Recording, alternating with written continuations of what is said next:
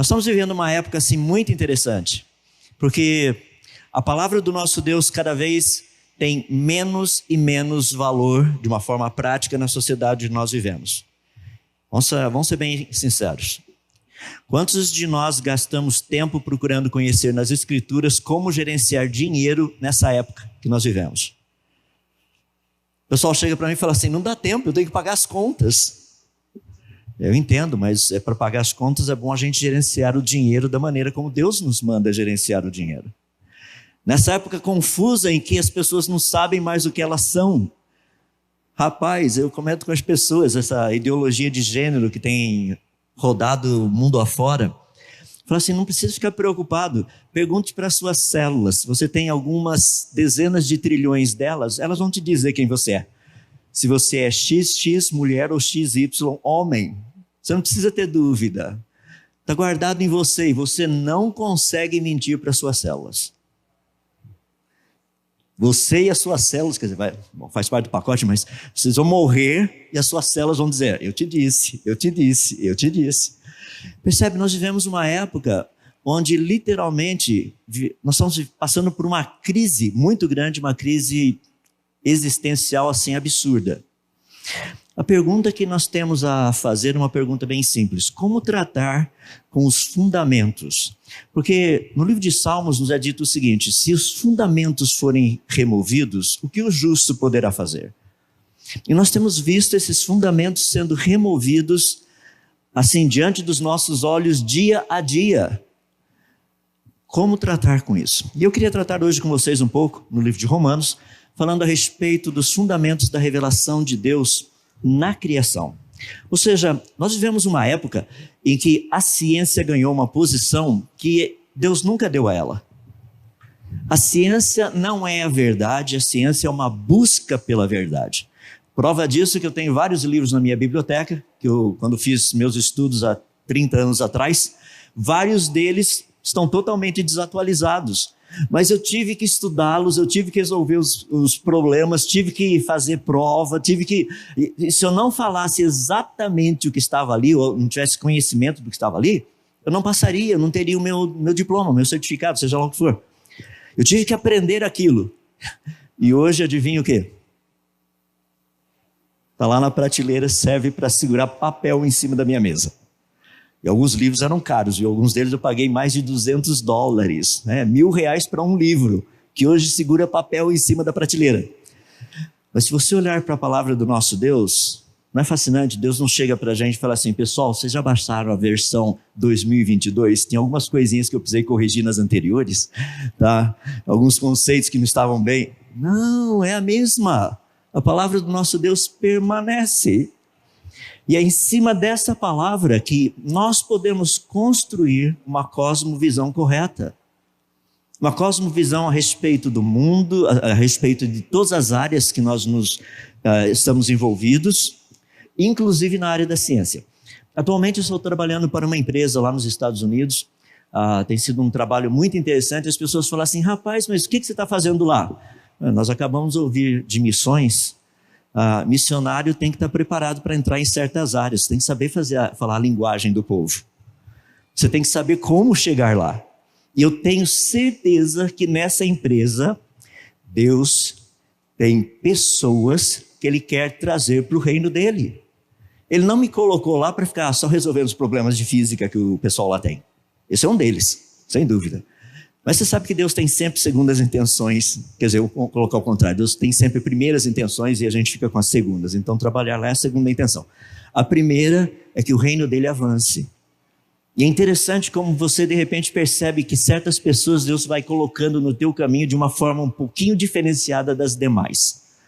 O contato é maior, a oportunidade de, deles te verem mais de perto, tudo isso é muito bonito. Então, como tratar com essas questões todas que nós temos, com a nossa vida? Então eu queria falar para vocês de uma base que é um pilar dentro do mundo que nós vivemos, mas que a palavra do nosso Deus dá uma ênfase muito grande. Livro de Romanos, capítulo 1, gostaria de ler alguns versos com vocês, começando no verso 18.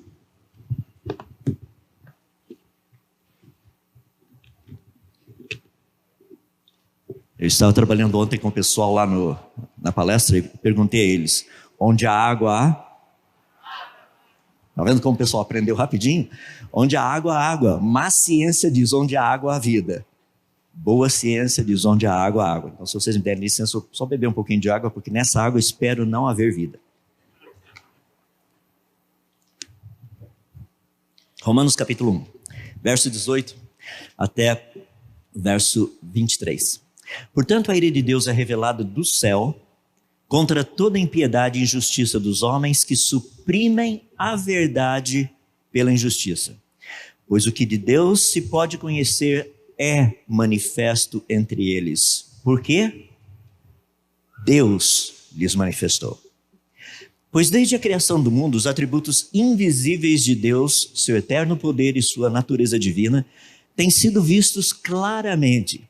Interessante, eles são invisíveis, mas são vistos claramente. A gente precisa pesquisar um pouquinho a respeito disso. Têm sido vistos claramente, sendo compreendidos por meio das coisas criadas, de forma que tais homens são indesculpáveis. Porque tendo conhecimento de Deus, não glorificaram como Deus e nem lhe deram graças. Olha que coisa impressionante. Mas os seus pensamentos tornaram-se fúteis e os seus corações insensatos se obscureceram. Dizendo-se sábios, tornaram-se loucos e trocaram a glória de Deus, do Deus imortal por imagens de hominídeos. Opa, na sua Bíblia não está assim, né? Desculpa, essa é uma versão revista e atualizada do Adalto. Por imagens feitas segundo a semelhança do homem mortal, bem como de pássaros, quadrúpedes, répteis, e a lista vai. Vamos orar. Querido Deus, nós estamos uma vez mais diante da Tua palavra, gratos porque ela é a Tua revelação. Nós não precisamos sair correndo atrás tentando descobrir o que o Senhor pensa, o que o Senhor acha, mas o Senhor graciosamente nos revelou. Pedimos a Ti, ó Deus, nesses momentos que passarmos juntos, clareza de pensamento, pedimos clareza também para ouvir, e que aquilo que ouvirmos possa fazer sentido, possa fazer parte da nossa vida, possa nos ajudar a como viver nos dias de hoje, dias tão difíceis, pessoas assim, um mundo totalmente desnorteado. Viver de maneira digna do Teu Evangelho, viver de uma forma que agrada ao Senhor.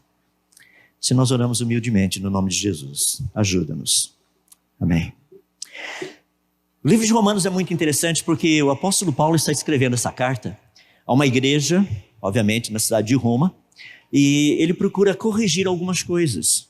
Alguns conceitos, algumas ideias erradas que essa igreja tinha no que diz respeito ao Evangelho. Lembra que a essência da nossa vida é o Evangelho. Jesus disse, ide e pregai o Evangelho. O Evangelho são as boas novas, isso tem que permanecer, são boas novas todos os dias na nossa vida.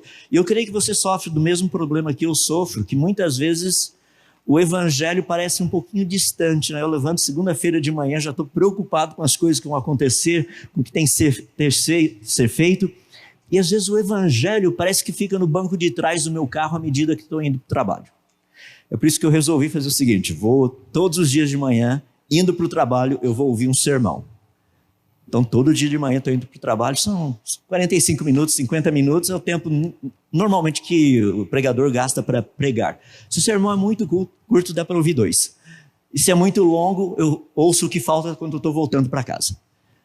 Por quê? Eu quero que o Evangelho tenha primazia. Eu estou dizendo que é uma luta, você deve ter essa luta, eu tenho essa luta.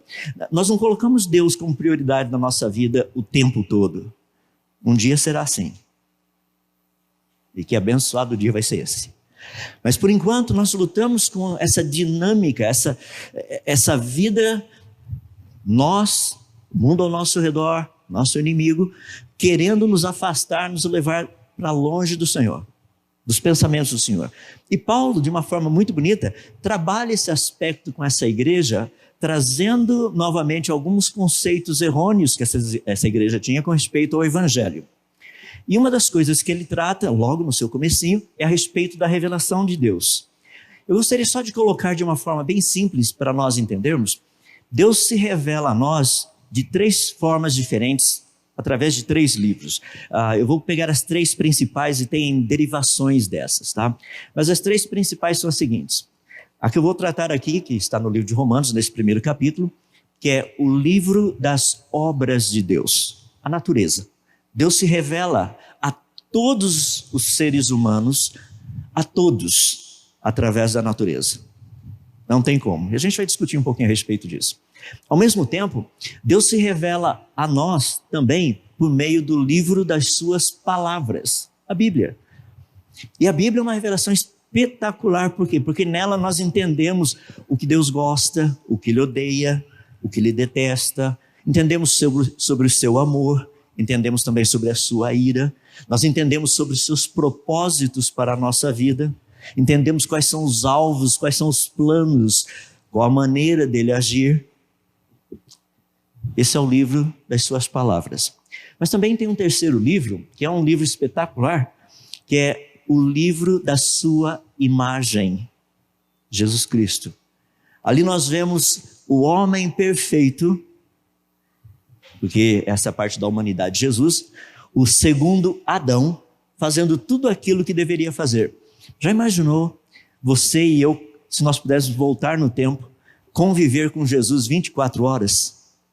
Rapaz, ele nunca estaria errado, toda discussão ele estaria certo. Imagina se nós fôssemos irmãos de Jesus, pequenininhos, lá crescendo junto. Imagina, toda briga, quem é que está certo? Jesus. Chega da escola, todas as notas boas são dele.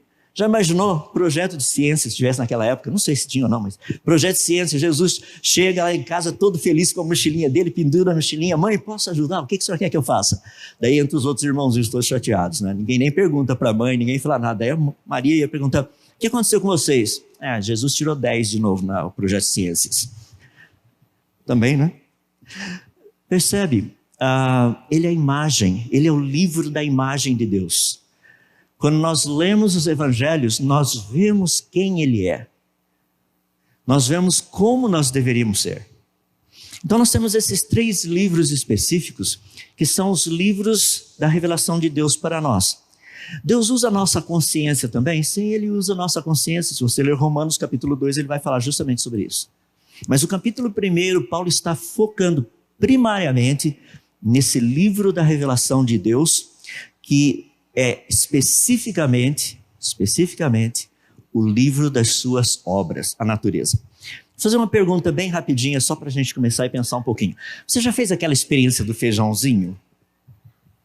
Praticamente essa é a única experiência que a gente faz aqui no Brasil, não é só do feijãozinho. De qualquer forma, quer fazer uma experiência legal com feijãozinho? Vamos fazer uma experiência científica, tá? Compre papel celofane, sabe aquele papel transparente? Compre uma folha vermelha, uma amarela, uma azul, uma verde, uma transparente. Você vai comprar transparente para quê? É para efeito psicológico. Mas compre as 5.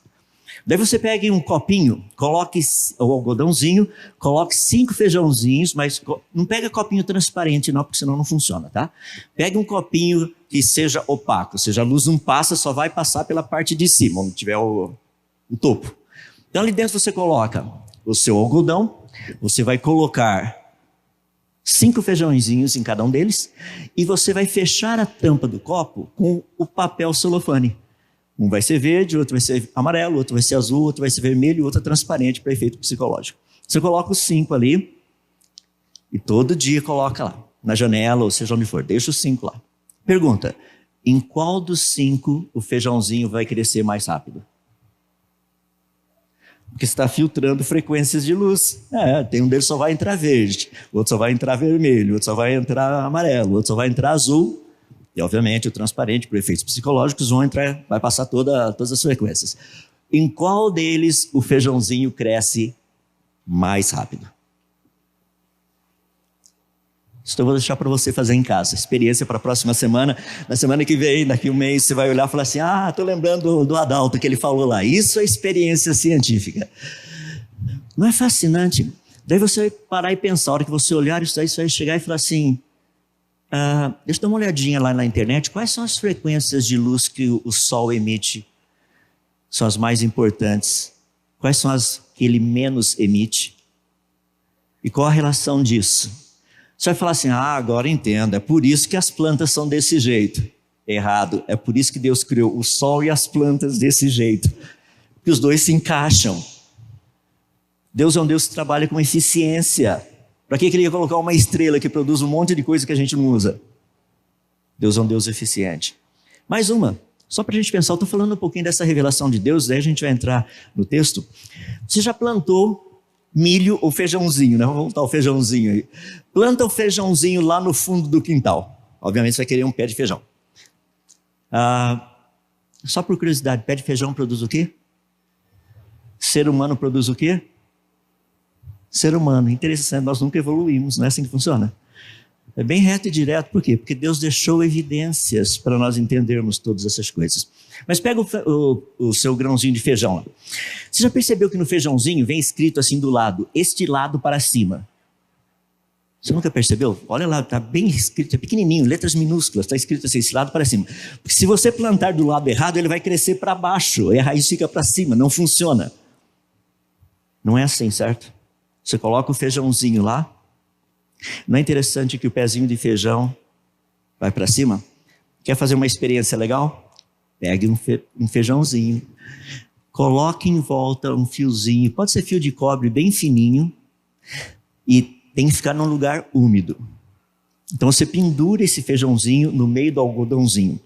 Hora que a pontinha do feijão começar a aparecer, vira o teu fio de cobre, sabe para quê? Para que a pontinha do feijão agora fique para baixo. Sabe o que vai acontecer com esse brotinho de feijão? Ele vai virar e começar a subir. Sabe o que você faz? A hora que ele começar a subir, vira de novo apontando para baixo. Sabe o que vai acontecer? Ele vai dar a volta e vai subir de novo. Isso é experiência científica. Rapaz, como é que o pezinho de feijão, aquele negocinho, sabe para que lado é para cima?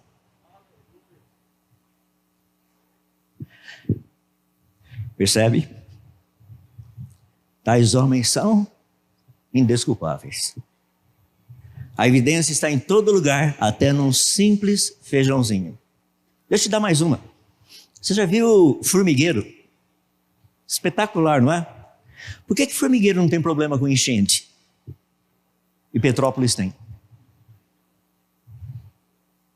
Talvez Campina Grande tenha.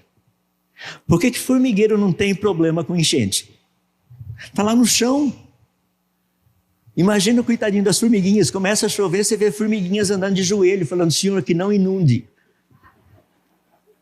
Mas foi construído de tal maneira o formigueiro, que tem locais para onde a água vai, e não são os locais onde as formigas moram. Aí você lê lá no livro de Provérbios, fala assim, vai ter com a formiga o preguiçoso, considera os teus caminhos e produz ou faça lugar para a água ir para o lugar certo. Percebe? Quando nós estudamos a natureza, ela está cheia de evidências de um Criador sábio. Deixa-me explicar por quê. Porque as pessoas têm a tendência de falar assim, não, mas as formigas evoluíram. Deixa eu mostrar o exemplo. Pegue o seu cãozinho e ensine vários truques para ele, tá? Minha filha gosta de ensinar uns truques meio malucos pro coitadinho do cachorrinho. Ela chega lá, bang! E o coitadinho cai. Falei, nossa... está treinando para ser assaltado, tá vendo só? Agora olha que legal. Vamos supor que minha filha pegasse o cãozinho que ela tem, bem treinado, achasse uma fêmea, tá? Uma cachorrinha, uma cadelinha, e treinasse a fazer exatamente os mesmos truques que o cãozinho dela faz. Os dois cruzassem e nascessem filhotinhos.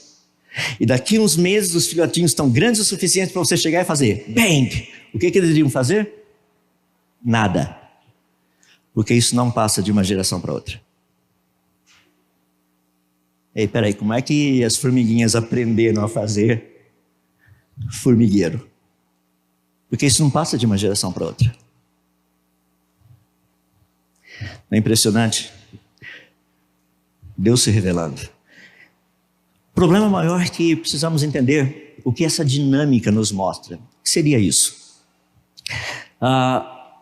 O texto de Romanos começa dizendo algo muito interessante no verso 19, que é o seguinte: portanto, a ira de Deus é revelada do céu. Percebe? A ira de Deus é revelada. Se ela não tivesse sido revelada, nós não saberíamos. Nós não teríamos noção disso. É aquele negócio, Deus é amor. Sim, Ele é, está correto isso. Mas Deus também se ira. E o texto nos diz que Ele se ira do céu. Rapaz, seria tão bom se Ele irasse daqui de baixo, mas é lá de cima. Porque lá de cima é possível ver todas as coisas. Eu digo lá de cima em todos os sentidos, tá? Na física não faz sentido, porque lá de cima, por exemplo, minha filha mora na Coreia do Sul. Eu teria que dizer lá embaixo, que é do outro lado. Mas quando eles olham para cima, também é o lugar onde Deus está. Eu estou falando de lugar físico, tá? Então a ira de Deus é revelada do céu e ela é revelada contra toda impiedade e injustiça dos homens que suprimem a verdade pela injustiça. Esse é um texto fascinante que Paulo está nos mostrando, e eu imagino que ele tem em mente muitas coisas que aconteceram lá no Velho Testamento, onde Deus revelou a sua ira. Talvez nas mensagens que Jesus falou a respeito do final dos tempos, da ira de Deus. Todo esse contexto de uma ira sendo revelada, e tem uma razão específica a respeito disso. Se você olhar bem o texto aí, você vai perceber que essa ira é contra toda impiedade e injustiça. Você percebe que o in que está na frente aí significa não. Não piedade, não justiça. Ou seja, uma mudança radical daquilo que deveria ser para aquilo que não é. Não é fascinante que nós vivemos num mundo onde seria prático, totalmente prático, nós sermos ensinados nas nossas escolas sobre a criação. Isso deveria ser o normal. Imagina se nós pudéssemos pegar alguns dos nossos grandes eruditos de hoje, ateus ou seja lá o que for, levar de volta lá no comecinho da história para conversar com Adão. Imagina esse pessoal falando assim: Adão, realmente você não sabe nada, nós evoluímos. Acho que Adão ia olhar para o cidadão e falar assim: rapaz, você não tem noção, deixa eu mostrar para você. Adão ia levantar a camisa falando: não tenho nem umbigo, fui criado. Como é que você explica não ter umbigo? As pessoas falam: mas Adão nunca existiu. É mesmo? Como é que a gente sabe que ele nunca existiu? Porque a ciência de hoje é tão interessante que ela diz que todos nós viemos do Adão Y. Por que não do João Y? Eu até brinco com o pessoal que Deus criou Adão e Eva, Ele não criou Adão e Ivo. Se tivesse criado Adão e Ivo, estariam só os dois no planeta até hoje. Não foi por aí. Percebe? Aquilo que seria o óbvio, nós deveríamos perceber de uma forma bem simples, bem clara. A criação, isso é o que deveria ser ensinado. Mas isso é o que está na Bíblia, na área de ciência. Nós não podemos tratar de teologia. Sim, vamos tratar só de ciência. A ciência aponta, ela mostra claramente que nós somos criados. Essa é uma das razões da ira de Deus, que estão pervertendo, trocando aquilo que é a verdade por aquilo que é mentira. Deus tem uma ira. Deus está irado, e eu posso garantir que Ele está também irado contra os nossos sistemas de ensino. Porque está sendo ensinado a mentira no lugar da verdade. E a mentira está sendo ensinada como sendo a verdade, e a verdade tem sido dito que é mentira. Então nós precisamos entender onde nós estamos no meio disso. Lembra? Paulo está querendo ajudar a igreja de Roma a corrigir certas coisas. Provavelmente dentro da igreja de Roma haviam pessoas que tinham um pouquinho de dificuldade com essa questão da criação. Isso não é algo novo. Lá na Grécia Antiga, cerca de 600 anos antes de Cristo, já haviam filósofos dizendo que tudo teria evoluído da água. Há 600 anos antes de Cristo, já haviam povos que acreditavam que vida teria evoluído. Os egípcios, há quase 1000 anos antes de Cristo, acreditavam que pequenas minhoquinhas na margem do Nilo teriam evoluído em seres humanos. Pessoal, essa ideia de evolução não é nova. Nunca foi. Então Paulo está trabalhando com essas pessoas ali em Roma, procurando ajudá-los, falando: primeira coisa, lembrem-se da ira de Deus contra todos aqueles que mudam a verdade, chamam a verdade de mentira e chamam a mentira de verdade. Mas Paulo dá uma razão do porquê disso. Por que Deus sente-se irado? O porquê da ira dele? Verso 19 e verso 20 falam de uma forma muito específica a respeito disso, do porquê dessa ira de Deus. Porque Deus colocou o conhecimento dele à disposição para que as pessoas pudessem conhecê-lo. Olha o que o texto nos diz. Pois o que de Deus se pode conhecer é manifesto entre eles. Perceba duas coisas muito interessantes. O que de Deus se pode conhecer, ou seja, o que é possível conhecer de Deus, que Deus quer que as pessoas conheçam, que é o básico, que é o que nós veremos no próximo versículo, é simplesmente espetacular. E é possível conhecer por quê? Porque Deus lhes manifestou. Rapaz, olha só que coisa fascinante, voa. Eu estou falando do passarinho que estava voando ali assim. Já imaginou a gente fazer coisa, quer dizer, nós temos feito coisas parecidas, eles só não se reproduzem. Então é bem interessante, sabe? A gente faz o passarinho voando e tudo mais, de qualquer forma. Percebe o contexto? Deus está falando o que é possível conhecer de mim através da criação. Eu fiz questão que as pessoas soubessem. Bem reto e direto, bem claro. Deus manifestou. Mas olha o verso 20, como Deus coloca isso de uma forma espetacular.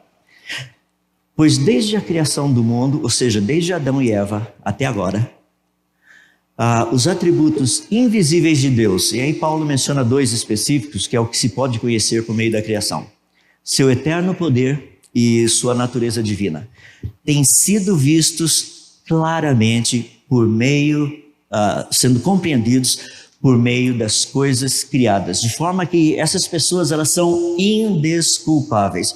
Ou seja, a razão da ira de Deus é que Deus se revelou, Ele deixou claro. Não tem como.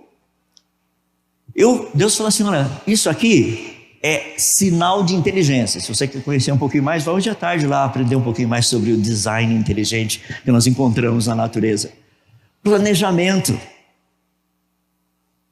Complexidade. Isso não surge por acaso. No entanto, essas pessoas abandonam essa ideia de que Deus é o autor por trás de tudo isso. E o que acontece? Aí nós temos que ver por que Deus está tão irado assim dessa manifestação dele.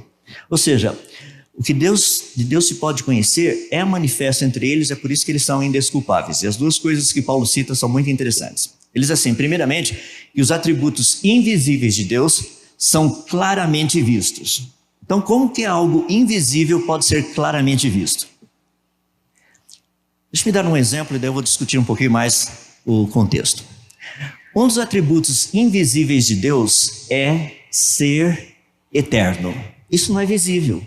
Não tem como ver. Deus é eterno. Como é que eu sei que Deus é eterno?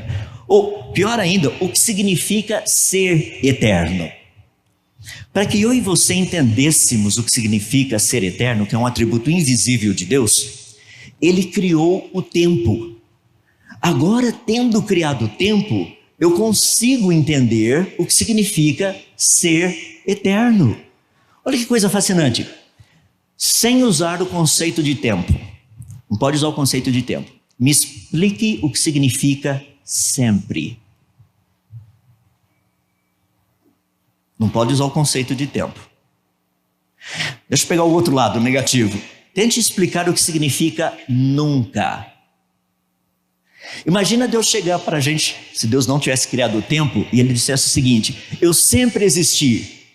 Não faria sentido. O que significa sempre? Deus iria dizer: eu nunca deixei ou deixarei de existir. Senhor Deus, o que significa nunca? Percebe como Deus foi brilhante em ter criado o tempo? Ele criou o tempo para que nós entendêssemos, para que nós víssemos um atributo invisível dele. É por isso que pessoas fazem uma confusão muito grande, né? Chegam para mim e falam assim: quando que Deus veio a existir? Falo assim, não, eu vou fazer uma proposta que é mais complicada ainda. Quando o tempo foi criado? Você não pode usar o quando porque ainda não tinha tempo.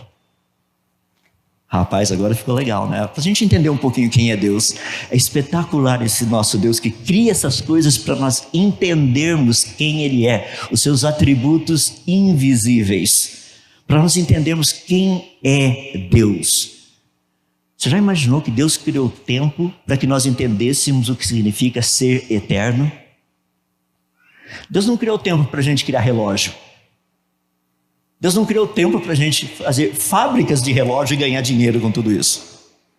Não, Ele criou tempo para que nós entendêssemos um dos seus atributos invisíveis. E é isso que Paulo está falando, ou seja, Deus faz uma revelação de si mesmo. Ele mostra que a natureza foi trazida à existência para refletir quem Ele é, os seus atributos invisíveis. Imagina a grandeza do nosso Deus. As pessoas chegam e falam para mim, Deus é grande. Eu falo, amém, irmão, Ele é muito grande. Deixa eu fazer uma pergunta para o irmão, quão grande é Deus? Deus é muito grande. Ô irmão, o senhor não falou nada até agora, o senhor só falou que Deus é grande. Continua, vamos para o próximo passo. Quão grande é Deus? Não, o irmão não tem noção do quão grande é Deus. Eu volto para o irmão e falo, irmão, até agora o senhor não falou nada. Vamos colocar isso de forma prática. Daqui até o Sol são 150 milhões de quilômetros. Eu acho que Deus é grande. Não, peraí, isso é pequeno. A estrela mais próxima da gente está mais além do Sol, está a cerca de 41 trilhões de quilômetros. A estrelinha mais perto da gente. Eu acho que Deus é grande, mas essa é a estrelinha mais perto da gente. Você sabia que para a gente ir de uma extremidade da nossa galáxia até a outra, são 100 mil anos-luz, e um ano-luz equivale a 9,5 trilhões de quilômetros? Eu acho que Deus é grande. O senhor sabia que a galáxia mais próxima da nossa galáxia está a 2,5 milhões de anos-luz? Lembra que um ano-luz é 9,5 trilhões de quilômetros. Então você vai precisar pegar 2,5 milhões, multiplicar por 9,5 trilhões. Eu falo para o irmão, eu acho que Deus é grande. Ô irmão, sabia que o universo que nós moramos deve ter aproximadamente 93 bilhões de anos-luz? Então você vai precisar pegar 93 bi, multiplicar por 9,5 tri, daí você começa a ter uma ideia do universo. Fala assim, irmão, deixa eu contar para o senhor, você sabia que a Bíblia diz que Deus mediu os céus a palmos? Imagina tomar uma bolacha do Senhor Deus para você ver o que acontece. Terrível coisa cair nas mãos do Deus vivo. Literalmente. Percebe? Agora nós começamos a ganhar uma noção de quem Deus é. É por isso que todas essas coisas foram trazidas à existência. Porque quando Deus diz que Ele é grande, Ele não está brincando. Ele é um grande Deus. É por isso que Deus nos convida a trabalharmos com Ele. Não é porque nós sejamos capazes, é porque Ele é grande. Não porque nós sejamos inteligentes, mas porque Ele é o Todo-Poderoso Sábio. Percebe? A natureza foi criada para isso, para que nós entendêssemos quem é esse Deus. É por isso que os homens são o quê? Indesculpáveis. Eu estou falando pessoal, foi colocado um novo observatório, o Webb, e mais alguns meses, em julho, ele deve estar totalmente operacional. Rapaz, o que a gente não vai ver? As obras das suas mãos. Você fala assim, mas a NASA não colocou esse negócio, a NASA, a ESA e outros grupos aí que trabalharam para montar esse observatório, telescópio. Eles não estão pensando na glória de Deus. Eles não, mas Deus está. Foi por isso que Deus financiou a obra. Foi por isso que Deus deu ideia para esses caras. Vamos fazer um telescópio? Deus fala, tem que ser um telescópio que nos ajude a ver como foi logo no início. Olha para a minha palavra, mas tudo bem, vamos usar o telescópio. Dai a César o que é de César, dai a Deus o que é de Deus. Vamos montar o telescópio, vamos olhar lá no comecinho, vamos ver. É porque o Hubble foi muito interessante. O Hubble consegue ver bem longe. E até agora o que o telescópio Hubble nos mostrou é que o universo foi criado. Então eles querem ir um pouquinho mais longe porque vão ver. Talvez lá longe o universo não tenha sido criado. Porque até onde a gente viu, o universo parece estar completo, complexo e perfeitamente funcional. Parece até Gênesis capítulo 1, quando Deus fala no 4º dia. As pessoas falam, a gente vai precisar ver um pouquinho mais longe. É por isso que eu estou super animado com o telescópio Webb. A gente vai ver pelo menos 10 vezes mais longe, com mais clareza. Já viu, né? Deus não gosta de coisa míope. Ele falou assim, vou deixar bem claro agora. Vamos colocar um bom telescópio, melhor ainda. Eu vou custear tudo, vou ter ideias brilhantes, o pessoal vai fazer, e sabe o que é melhor ainda? Vai funcionar.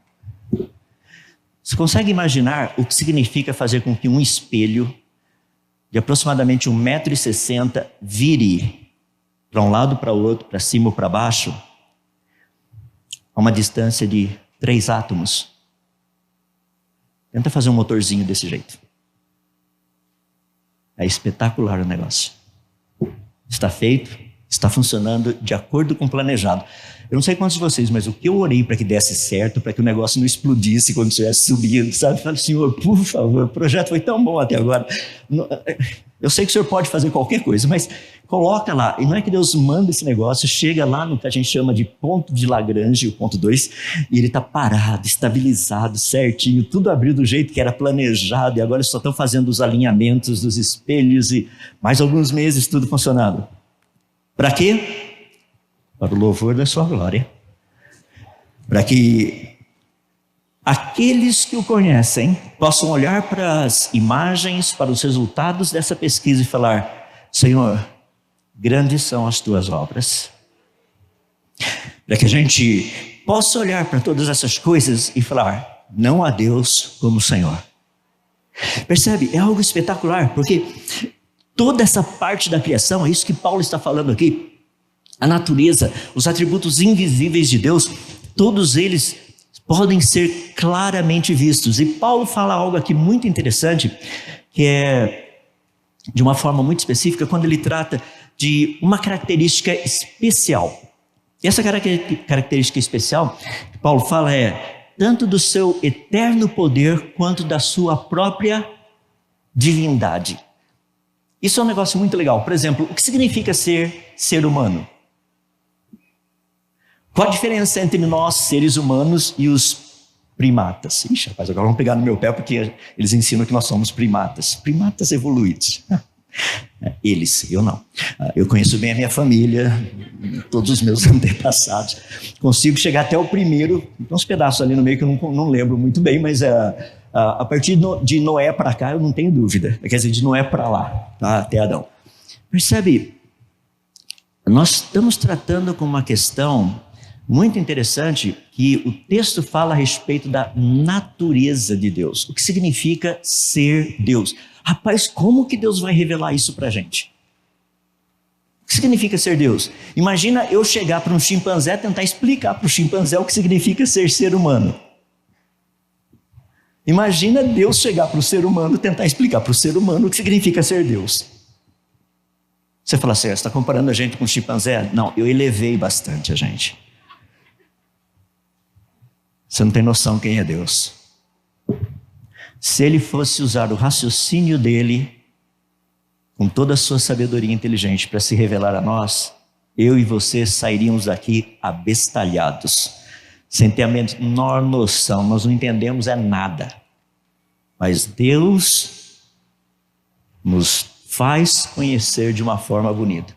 E o exemplo que eu gostaria de dar para vocês é algo muito interessante. Deixa eu começar primeiro dizendo que na língua grega, quando diz que o que se pode conhecer desses atributos de Deus, tanto o seu eterno poder quanto a sua própria divindade, que podem ser claramente vistos, sendo compreendidos. Aí é como nós conseguimos ver o invisível, por meio da compreensão. Então nós conseguimos compreender. E Deus fala assim, eu quero mostrar para vocês o que significa ser Deus, a natureza divina, a essência. Você fala, rapaz, estou pronto, vamos lá, Senhor Deus. E o que você esperaria que Deus fosse fazer? Te dar um trabalho, um tratado teológico, não é? Olha, estude esses 50 volumes de teologia. Não estou dizendo que teologia não seja boa, não é isso que eu estou dizendo, tá? Por favor. Estudem esses 50 livrões desse tamanho, 1000 páginas cada um de teologia, e daí você irá entender o que significa ser Deus. Sem dúvida, através das Escrituras nós aprendemos muito a respeito do que Ele gosta, como eu já mencionei, do que Ele odeia, todas essas coisas. Mas o que significa ser Deus? Por que Deus disse de uma forma tão bonita, tantas vezes no Velho Testamento, não existe outro Deus, não que eu conheça. Não tem nenhum. Como é que Deus pode fazer uma afirmação dessa? E aí entra a parte que é bonita, porque essa é uma evidência que está na natureza. Um dos cursos que eu fiz de matemática, que foi muito interessante, foi estudar geometria. Formas. Isso é muito legal, porque geralmente a gente estuda assim o círculo, né? Por falar nisso, quer ver que legal? O que seria uma reta? Descreva uma reta em função de um círculo. Hã? O diâmetro. Agora, como é que se faz agora? Porque...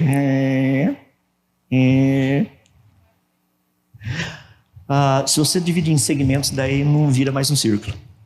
Não é legal? Posso dar a definição de reta? Essa aí para você levar para casa. Reta é um círculo cujo raio é infinito. Você fala, rapaz, não entendi nada. Isso é normal, fica sossegado, não precisa ir para casa deprimido. Ou seja, a reta nada mais é do que um círculo com raio infinito. Estudar figuras geométricas é algo espetacular, é muito legal. A gente aprende muita coisa. E eu queria falar de uma delas, que é o triângulo, para a gente poder ver. Estou indo para a reta final. Sabe a parte bonita? Quando nós estudamos um triângulo, você percebe que um triângulo tem 3 lados. Para ser triângulo, tem que ter 3 lados. Você já, por acaso, já viu um triângulo de 2 lados? Triângulo de um lado só? Triângulo de 4 lados? Qual é a definição? Qual é a essência? Se for triângulo, tem 3 lados. É por isso que Deus disse, se for Deus, tem que ter 3 pessoas. Não existe Deus de uma pessoa só. Não existe Deus de 2 pessoas. Não existe Deus de 4 pessoas. Se for Deus, tem 3 pessoas. Essa é a essência da natureza divina. Para concluir, olha por quê. Quando nós olhamos a natureza, você percebe que a natureza tem esse padrão. 3 em 1. Tempo. Passado, presente, futuro. Espaço. Largura, altura, profundidade. Qual é a base da matéria? Os átomos, prótons, nêutrons e elétrons. Quantas partes tem um próton? 3. 3 quarks. Quantas partes tem um elétron? Um nêutron? 3 partes. Quais são as partículas subatômicas com carga elétrica? 3. São os leptons. Quantas partículas subatômicas sem carga elétrica? 3. Os neutrinos. Quais são, os 3 estados básicos da matéria? Eu não vou entrar no plasma, porque aí você tem um monte de coisa juntos, tá? Sólido, líquido, gasoso. Quando você estuda música, quais são as 3 partes? Melodia, harmonia, ritmo. Eu vou deixar você fazer o resto da pesquisa. Você vai perceber que a natureza, ela é 3 em 1. Essa é a razão do porquê da ira de Deus. Ele se revela. Está na natureza. Num simples feijãozinho, até as galáxias mais distantes, até as menores partículas subatômicas que nós estudamos. Você acredita que tudo isso é fruto do acaso? Não faz sentido. Isso é projeto de um grande designer. Se você pensa que Deus não entende de física, química, você está errado. Vamos orar. Querido Deus, nós somos gratos a Ti pela Tua criação, obras das Tuas mãos. Especificamente, eu quero dar muitas graças ao Senhor por ter trazido tantas pessoas à existência que estudam de uma forma específica as obras das Tuas mãos, para que nós possamos transmitir aos outros o significado das obras das Tuas mãos, a grandeza delas, a complexidade, a beleza, a sabedoria e o poder para tê-las trazido à existência. Senhor, nós rendemos muitas graças a Ti por quem o Senhor é, porque o Senhor fez questão, através da natureza, pudéssemos entender muitos dos Teus atributos invisíveis. E, Senhor, ajuda-nos a nos alegrarmos nisso. No meio desse mundo tão confuso que nós vivemos, eu peço a Ti, ó Deus, ajuda-nos a sermos testemunhas fiéis, falando de uma forma clara, simples, reta, objetiva, a respeito da criação, que o Senhor trouxe todas as coisas à existência. E, ó Deus, nós rendemos glórias ao Senhor, damos graças a Ti, porque, como o Senhor mesmo disse na Tua palavra, não há Deus como mim mesmo. O Senhor é Deus. O Senhor é o grande Deus. Permite, ó Deus, que continuemos no meio dessa geração confusa, revoltada contra o Senhor, sermos instrumentos úteis nas Tuas mãos para o louvor da Tua glória, para falarmos e testemunharmos a respeito da verdade em todas as áreas. Continua abençoando esse evento, Pastor Elder, todos aqueles que fazem parte do pacote todo, e esse evento continue para o louvor da Tua glória. Se nós oramos humildemente no nome daquele que trouxe a todas as coisas à existência, o projeto todo foi da Trindade, mas Ele é o responsável para fazer com que todas as coisas tivessem vindo à existência. O próprio Senhor Jesus. Em nome dele nós oramos. Amém.